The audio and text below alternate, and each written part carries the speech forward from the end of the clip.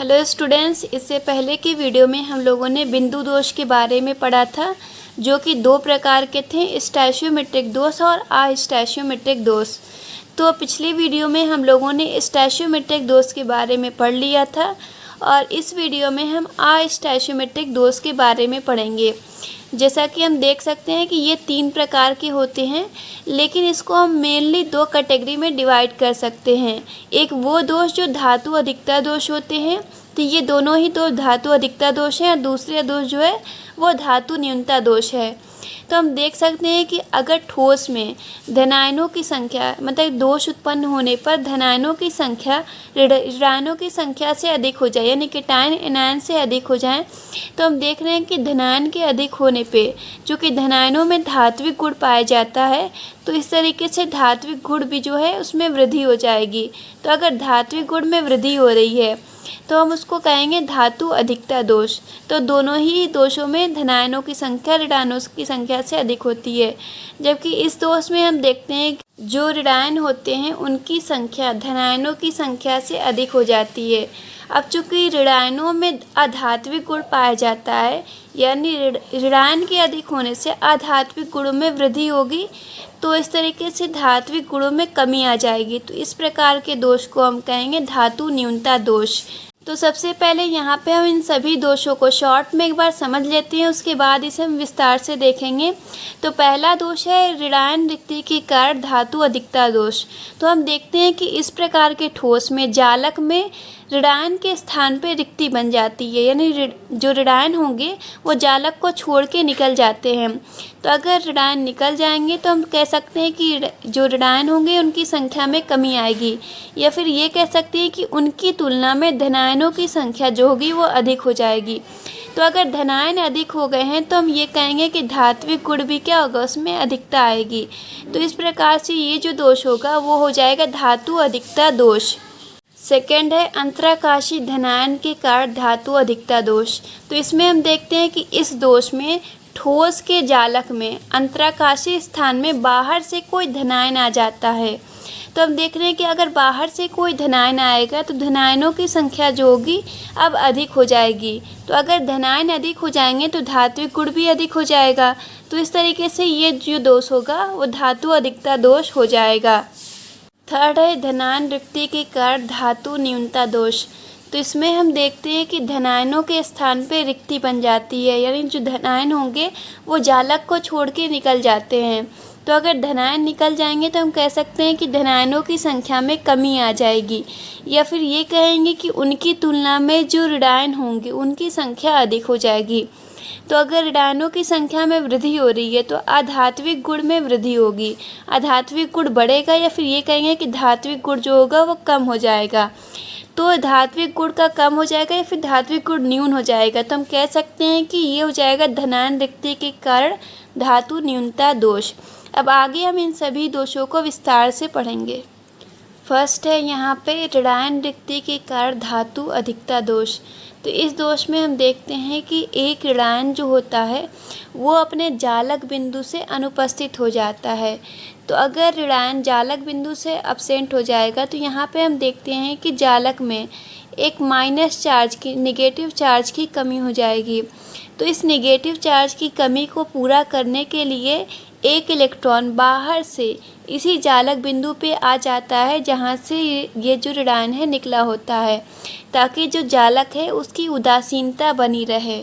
इसे हम फिगर से भी समझ सकते हैं, जैसा कि हम देख रहे हैं कि ये एक जालक है जो कि A+ और B- आयनों से मिलके बना हुआ है, और यहाँ पे हम देख रहे हैं कि एक B- आयन अपने जालक बिंदु से अनुपस्थित है, यानी एक जो ऋणायन है वो अपने जालक बिंदु से अनुपस्थित हो गया है। तो हम यहाँ पे देख रहे हैं कि जब यहाँ से जो ऋणायन है निकल गया है तो यहाँ से माइनस चार्ज की, जो नेगेटिव चार्ज की कमी हो जाएगी। तो इस नेगेटिव चार्ज की कमी को पूरा करने के लिए यहाँ पे जो एक इलेक्ट्रॉन होगा इस रिक्त स्थान में आ जाएगा, ताकि जालक जो है उदासीन बना रहे। तो इस प्रकार से ठोस में उत्पन्न हुए दोष को हम कहेंगे ऋणायन रिक्तियों के कारण धातु अधिकता दोष। और इस बिंदु को हम इस प्रकार से लिख सकते हैं कि ऋणायन की अनुपस्थिति के कारण उत्पन्न रिक्ति में इलेक्ट्रॉन। अब आगे हम देखेंगे कि ये दोष जो है किस प्रकार के यौगिकों के द्वारा प्रदर्शित किए जाते हैं। तो इसमें हम देख सकते हैं कि ऐसे यौगिक जो शॉटकीय दोष प्रदर्शित करते हैं वो यौगिक इस प्रकार के दोष को भी दिखा सकते हैं। तो हमने पढ़ा था कि शॉटकीय दोष जो है वो क्षार धातुओं के हाइलाइट प्रदर्शित करते हैं। क्षार धातुओं के हाइलाइट का मतलब है समूह फर्स्ट ए और सेकंड ए, ये दोनों समूह के तत्वों को हम क्षार धातु कहते हैं। तो इस समूह के तत्व अगर हैलोजन के साथ मिलकर यौगिक बनाते हैं तो उस यौगिक को हम कहेंगे क्षार धातुओं के हैलाइड। तो इसमें हम देख सकते हैं कि फर्स्ट ए और सेकंड ए के जैसे तत्व हैं, जैसे लिथियम है, सोडियम है, पोटेशियम है, तो ये सब तत्व जो है क्षार धातु हैं। अगर ये हैलोजन के साथ, जैसे मान लीजिए क्लोरीन के साथ ही मिलकर यौगिक बना रहे, जैसे LiCl हो जाएगा या NaCl या फिर KCl हो जाएगा, या फिर Cl के अलावा और भी किसी हैलोजन के साथ बना सकते हैं, जैसे मान लीजिए ब्रोमीन के साथ बना रहा है तो पोटेशियम KBr हो जाएगा। तो इस प्रकार के जो यौगिक होंगे वो शॉटकीय दोष और इस प्रकार के दोष को प्रदर्शित कर सकते हैं। अब आगे हम एक इम्पॉर्टेंट टॉपिक देखते हैं, F केंद्र। तो अगर हम देख रहे हैं कि इस प्रकार के दोष उत्पन्न जब होता है तो उसमें ऋणायन जो होता है अपने जालक बिंदु से निकल जाता है और उसके स्थान पे जो इलेक्ट्रॉन है वो आ जाता है। तो अगर इलेक्ट्रॉन आ रहा है तो हम देखते हैं कि प्रारंभ में ये जो इलेक्ट्रॉन होता है वो धरातल अवस्था में होता है। तो ये धरातल अवस्था में है, लेकिन अगर इसको बाहर से हम ऊष्मा दे दें, ठीक है, बाहर से इसको ऊष्मा या कोई ऊर्जा मिल जाती है, तो ये जो ऊर्जा होती है उसका कुछ भाग जो है ये अवशोषित कर लेता है और शेष भाग जो है वो परावर्तित कर देता है। तो जो भाग वो अवशोषित करता है, इसकी वजह से ये जो इलेक्ट्रॉन जो अभी धरातल अवस्था में था अभी ये उत्तेजित अवस्था में आ जाता है। तो ये इलेक्ट्रॉन उत्तेजित अवस्था में चला आएगा और इसके साथ ही हम देख रहे हैं कि यहाँ पे ये कुछ ऊष्मा को ये कुछ ऊष्मा को परावर्तित भी कर रहा है। तो ये जो ऊष्मा परावर्तित होती है तो इसके संगत जो रंग होगा, ठीक है, इसकी ऊर्जा हम देख रहे हैं इसकी ऊर्जा से अलग होगी क्योंकि कुछ ऊर्जा तो अवशोषित हो चुकी है।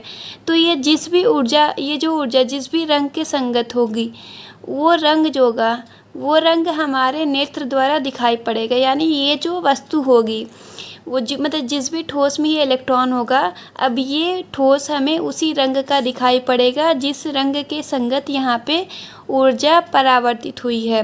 तो इस प्रकार से हम देख रहे हैं कि ये जो पॉइंट होता है जिसकी वजह से हमें ठोस रंगीन दिखाई पड़ता है उस केंद्र को हम कहते हैं F केंद्र। तो इसे हम इस प्रकार से भी कह सकते हैं कि जो इलेक्ट्रॉन होते हैं उनको ऊर्जा देने पे वो ऊर्जा का कुछ भाग अवशोषित कर लेते हैं और अवशोषित करके धरातल अवस्था से उत्तेजित अवस्था में चले जाते हैं और शेष भाग को परावर्तित कर देते हैं। तो ये परावर्तित भाग जब हमारे नेत्र में पड़ता है तो ये भाग जिस भी रंग के संगत होता है उस रंग की हमें ये वस्तु दिखाई पड़ती है। यानी इस F केंद्र की वजह से हमें वस्तु रंगीन दिखाई पड़ती है। अब आगे की वीडियो में हम अस्टैचियोमेट्रिक दोष के 2 अन्य प्रकार के बारे में पढ़ेंगे।